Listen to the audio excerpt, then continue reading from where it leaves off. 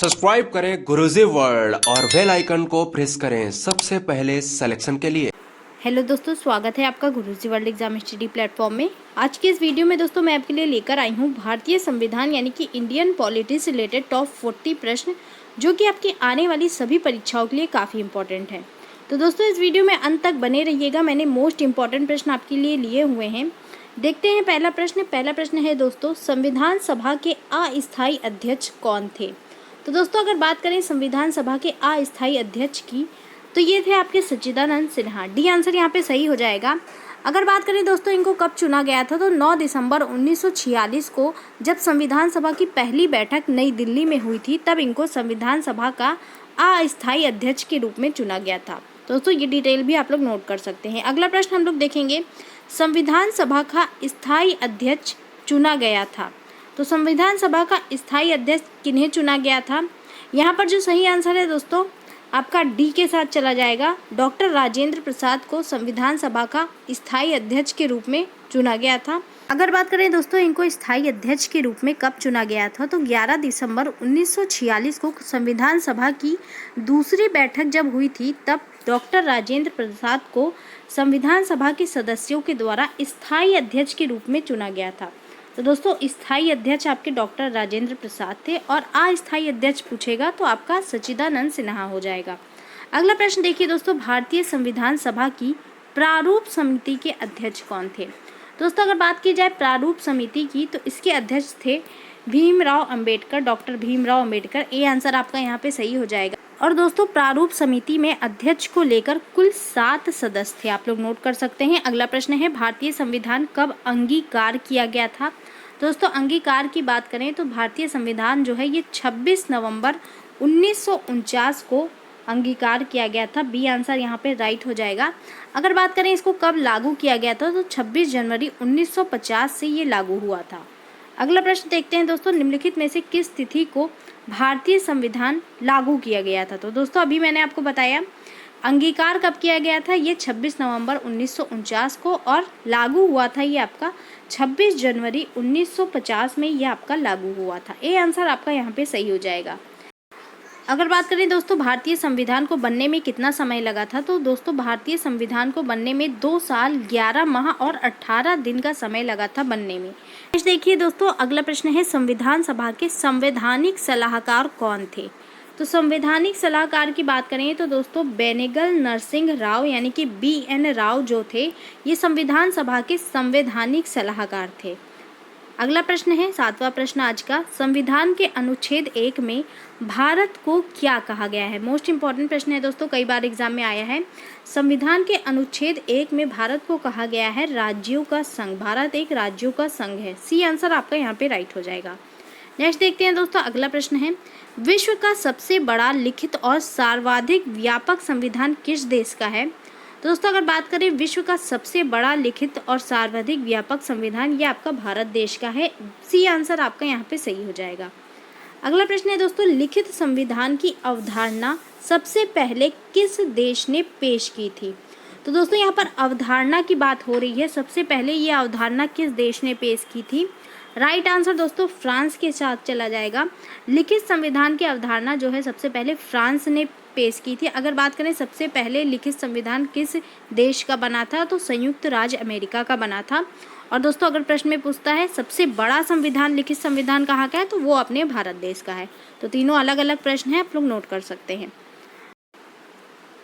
अगला प्रश्न है दोस्तों, भारतीय संविधान में शामिल नीति निर्देशक सिद्धांत किस देश के संविधान से लिया गया है। काफ़ी इंपॉर्टेंट प्रश्न है दोस्तों, कई बार एग्जाम में आया हुआ है। नीति निर्देशक सिद्धांत जो है ये आपका आयरलैंड के सिद्धांत से लिया गया है। डी आंसर यहाँ पे सही हो जाएगा। अगर बात की जाए ये हमारे संविधान में इसका प्रावधान कहाँ पर है, तो संविधान के भाग 4 आप लोग नोट कर सकते हैं। संविधान के भाग 4 में अनुच्छेद 36 से लेकर 51 तक नीति निर्देशक सिद्धांत का प्रावधान है। अगला प्रश्न देखेंगे दोस्तों, अगला प्रश्न है भारतीय संविधान कैसा है, यानी भारतीय संविधान की प्रकृति कैसी आपसे पूछा जा रहा है।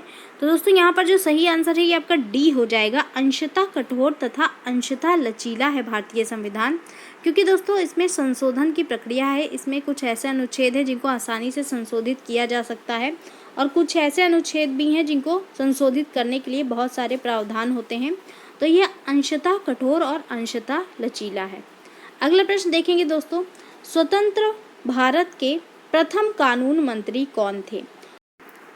तो दोस्तों यहाँ पर जो सही आंसर है ये आपका डी हो जाएगा। प्रथम कानून मंत्री जो थे ये आपके डॉक्टर भीमराव अंबेडकर थे। अगला प्रश्न लेंगे, जन गण मन को राष्ट्रगान के रूप में कब स्वीकृत किया गया था? तो दोस्तों जन गण मन जो हमारा राष्ट्रगान है इसको राष्ट्रगान के रूप में 1950 में स्वीकृत किया गया था। 24 जनवरी 1950 में ये स्वीकृत किया गया था। अगर बात की जाए सबसे पहले ये कब गाया गया था तो 27 दिसंबर 1911 में कांग्रेस के कलकत्ता अधिवेशन में ये सबसे पहले गाया गया था। अगला प्रश्न देखेंगे दोस्तों, निम्नलिखित में से किस अधिकार को भीमराव अंबेडकर ने संविधान का हृदय और आत्मा कहा है? तो दोस्तों बी आर अम्बेडकर ने संविधान का हृदय और आत्मा कहा है संवैधानिक उपचारों का अधिकार। डी आंसर आपका यहाँ पे सही हो जाएगा। अगला प्रश्न देखेंगे दोस्तों, निम्नलिखित में से कौन सा संविधान संशोधन मिनी संविधान के नाम से जाना जाता है? तो दोस्तों मिनी संविधान यानी कि मिनी कॉन्स्टिट्यूशन के नाम से कौन सा संविधान संशोधन जाना जाता है? काफ़ी इंपॉर्टेंट प्रश्न है और कई बार एग्जाम में आया भी हुआ है। राइट आंसर जो है दोस्तों यहाँ पे सी हो जाएगा। 42वां संविधान संशोधन अधिनियम जो कि आपका 1976 में हुआ था, इसको मिनी संविधान के नाम से जाना जाता है क्योंकि इसमें दोस्तों प्रस्तावना में कई शब्द जोड़े गए थे 42वें संविधान संशोधन के अंतर्गत, और इसी के अंतर्गत दोस्तों मौलिक कर्तव्य भी जोड़े गए थे भारतीय संविधान में। दोस्तों अगर आप लोग चैनल पर नए हैं तो आज ही चैनल को सब्सक्राइब कर लीजिए ताकि आपको इस तरह के नोटिफिकेशन मिलते रहें। अगला प्रश्न देखेंगे, निम्न में से कौन सा एक मौलिक अधिकार नहीं है? तो दोस्तों बात की जाए मौलिक अधिकार कौन सा नहीं है निम्न में से, तो संपत्ति का अधिकार जो है ये मौलिक अधिकार नहीं है क्योंकि दोस्तों 44वें संविधान संशोधन अधिनियम 1978 के अंतर्गत इसको मौलिक अधिकार से हटा दिया गया था। पहले हमारे 7 मौलिक अधिकार हुआ करते थे लेकिन अब इसको हटा दिया गया है तो 6 मौलिक अधिकार हैं करंट में। और दोस्तों संपत्ति के अधिकार को मौलिक अधिकार से हटाकर कानूनी अधिकार बना दिया गया और इसको 300A के अंतर्गत रखा गया, अनुच्छेद 300A के अंतर्गत इसको रखा गया, आप लोग नोट कर सकते हैं। अगला प्रश्न देखेंगे दोस्तों, भारतीय संविधान निर्माताओं ने न्यायिक पुनरावलोकन के विचार को ग्रहण किया था। तो दोस्तों न्यायिक पुनरावलोकन का विचार जो है ये आपका अमेरिका के संविधान से लिया गया था। डी आंसर आपका यहाँ पे सही हो जाएगा। नेक्स्ट देखेंगे दोस्तों, अगला प्रश्न है, भारतीय संविधान में मूल अधिकार किस संविधान से लिए गए हैं? तो मूल अधिकार की बात करें दोस्तों, फंडामेंटल राइट्स, ये आपका लिया गया है संयुक्त राज्य अमेरिका के संविधान से। ए आंसर सही हो जाएगा। संयुक्त राज्य अमेरिका के संविधान से इसको लिया गया है और संविधान के भाग 3 में इसको रखा गया है, मूल अधिकार जिनकी संख्या 6 है। अगला प्रश्न देखेंगे दोस्तों, मौलिक कर्तव्यों को निर्धारित किया गया। तो दोस्तों मौलिक कर्तव्यों को 42वें संविधान संशोधन अधिनियम 1976 के अंतर्गत निर्धारित किया गया था जो कि आपका संविधान के भाग 4 के 51 का के अंतर्गत रखे गए हैं। और दोस्तों अगर बात करें ये किस देश के संविधान से लिया गया था मौलिक कर्तव्यों को, तो ये रूस के संविधान से लिया गया था। एक और प्रश्न दोस्तों आपसे पूछा जा सकता है, किस समिति की अनुशंसा पर मौलिक कर्तव्य आपके संविधान में लाए गए थे? तो सरदार स्वर्ण सिंह समिति की अनुशंसा पर मौलिक कर्तव्य जोड़े गए थे आपका भारतीय संविधान में। अगला प्रश्न देखेंगे दोस्तों, भारत के संविधान का निम्न में से कौन सा अनुच्छेद अस्पृश्यता का उन्मूलन करता है तथा किसी भी रूप में इसके आचरण का निषेध करता है? काफ़ी इंपॉर्टेंट प्रश्न है दोस्तों, कई बार एग्जाम में पूछा गया है। अस्पृश्यता का उन्मूलन दोस्तों ये आता है आपका अनुच्छेद 17 के अंतर्गत। सी आंसर आपका यहाँ पे सही हो जाएगा। नेक्स्ट देखिए दोस्तों, अगला प्रश्न है, चतुर्थ स्तंभ का प्रयोग निम्नलिखित में से किसे इंगित करने के लिए होता है? तो दोस्तों आपको बता दें, चतुर्थ स्तंभ जो है इसका प्रयोग प्रेस तथा समाचार पत्र को इंगित करने के लिए होता है। डी आंसर आपका यहाँ पे सही हो जाएगा। अगला प्रश्न दोस्तों, भारतीय संविधान का कौन सा अनुच्छेद राज्य सरकारों को ग्राम पंचायत के गठन का निर्देश देता है? मोस्ट इंपॉर्टेंट प्रश्न है दोस्तों। ग्राम पंचायत के गठन का निर्देश राज्य सरकारों को अनुच्छेद 40 के अंतर्गत दिया जाता है। डी आंसर यहाँ पे सही हो जाएगा। और दोस्तों इसको भारतीय संविधान के भाग 4 में नीति निदेशक तत्वों के अंतर्गत रखा गया है। अगला प्रश्न है दोस्तों, भारत में पंचायती राज की त्रिस्तरीय व्यवस्था का अनुमोदन किस समिति के द्वारा किया गया था? तो पंचायती राज की त्रिस्तरीय व्यवस्था का अनुमोदन दोस्तों बलवंत राय मेहता समिति के अंतर्गत किया गया था और इसके अंतर्गत दोस्तों ग्राम स्तर पर ग्राम पंचायत, ब्लॉक स्तर पर पंचायत समिति और जिला स्तर पर जिला परिषद का गठन किया गया। अगला प्रश्न देखेंगे दोस्तों, भारत के राष्ट्रपति निर्वाचित होने के पात्र बनने के लिए किसी व्यक्ति की आयु पूर्ण होनी चाहिए, मतलब राष्ट्रपति बनने की न्यूनतम आयु कितनी होनी चाहिए। तो दोस्तों यहाँ पर जो सही आंसर है वो आपका 35 वर्ष हो जाएगा। 35 वर्ष होनी चाहिए राष्ट्रपति बनने की न्यूनतम आयु। और दोस्तों आपको बता दें, डॉक्टर राजेंद्र प्रसाद जो थे ये भारत के पहले राष्ट्रपति थे। साथ ही साथ दोस्तों ये आपके 2 बार निर्वाचित होने वाले एकमात्र राष्ट्रपति थे, डॉक्टर राजेंद्र प्रसाद। और दोस्तों अगर प्रश्न में पूछता है भारत की प्रथम महिला राष्ट्रपति कौन थी, तो प्रतिभा देवी सिंह पाटिल आपकी भारत की प्रथम महिला राष्ट्रपति थी। नेक्स्ट देखिए दोस्तों 25वां प्रश्न है आज का, भारतीय राष्ट्रपति के निर्विरोध से चुने जाने वाले एकमात्र राष्ट्रपति हैं। तो दोस्तों निर्विरोध चुने जाने वाले एकमात्र राष्ट्रपति आपके नीलम संजीव रेड्डी हैं। डी आंसर आपका यहाँ पे सही हो जाएगा। नेक्स्ट देखिए दोस्तों, राष्ट्रपति को निम्नलिखित में से कौन पद और गोपनीयता की शपथ दिलाता है। तो राष्ट्रपति को पद और गोपनीयता की शपथ जो है दोस्तों ये भारत का मुख्य न्यायाधीश दिलाता है। भारत के मुख्य न्यायाधीश राष्ट्रपति को उनके पद की शपथ दिलाते हैं और उनकी अनुपस्थिति में उच्च न्यायालय के वरिष्ठतम न्यायाधीश जो हैं वो राष्ट्रपति को शपथ दिलाते हैं। अगला प्रश्न है दोस्तों, राष्ट्रपति के त्यागपत्र की सूचना उपराष्ट्रपति किसको देता है। तो दोस्तों यहाँ पर 2 प्रश्न हैं आपके। राष्ट्रपति अपना त्यागपत्र किसे देता है, उपराष्ट्रपति को देता है, और उपराष्ट्रपति इसकी सूचना लोकसभा अध्यक्ष को देता है। सी आंसर आपका यहाँ पे सही हो जाएगा। और दोस्तों आपको बता दें, राष्ट्रपति का जो खाली पद होता है उसको 6 माह के अंदर भरना अनिवार्य होता है। नेक्स्ट देखिए दोस्तों, अगला प्रश्न है, किसी राज्य में राष्ट्रपति शासन का अर्थ है कि वह राज्य संचालित होता है। तो दोस्तों आपको बता दें, जब किसी राज्य में संवैधानिक तंत्र विफल हो जाता है तो वहां पर राष्ट्रपति शासन लग जाता है, जिसका प्रावधान दोस्तों संविधान के अनुच्छेद 356 के अंतर्गत है। और दोस्तों जब राष्ट्रपति शासन लग जाता है तो वो राज्य संचालित होता है राज्य के राज्यपाल के द्वारा। डी आंसर आपका यहाँ पे सही हो जाएगा। नेक्स्ट देखेंगे दोस्तों, राज्यसभा के लिए राष्ट्रपति द्वारा कितने सदस्य नामित किए जाते हैं। तो दोस्तों राष्ट्रपति जो है ये राज्यसभा में 12 सदस्यों को नामित करता है। बी आंसर सही हो जाएगा। अगर बात करें लोकसभा में राष्ट्रपति कितने सदस्यों को नामित करते हैं, तो लोकसभा में दोस्तों 2 एंग्लो इंडियंस जो हैं इनको राष्ट्रपति नामित करते हैं। नेक्स्ट देखेंगे दोस्तों, राज्यसभा का सभापति कौन होता है। तो राज्यसभा के सभापति की बात करें तो उपराष्ट्रपति जो होते हैं भारत के, ये राज्यसभा के सभापति होते हैं। बी आंसर आपका यहाँ पे सही हो जाएगा। और दोस्तों अगर पूछता है प्रश्न में उपराष्ट्रपति बनने की न्यूनतम आयु कितनी होती है, तो न्यूनतम आयु उपराष्ट्रपति बनने की 35 वर्ष होती है और इनका कार्यकाल जो होता है ये 5 वर्ष का होता है। और दोस्तों एक और प्रश्न पूछा जा सकता है आपसे, भारत के पहले उपराष्ट्रपति कौन थे। तो डॉक्टर सर्वपल्ली राधाकृष्णन जो थे ये भारत के पहले उपराष्ट्रपति थे। नेक्स्ट देखते हैं दोस्तों, संसद बनती है। तो संसद बनती है किन चीज़ों से, लोकसभा, राज्यसभा, राष्ट्रपति या फिर उपरयुक्त तीनों। दोस्तों आपको बता दें, भारत की जो संसद होती है ये इन तीनों से बनती है, लोकसभा, राज्यसभा और राष्ट्रपति से।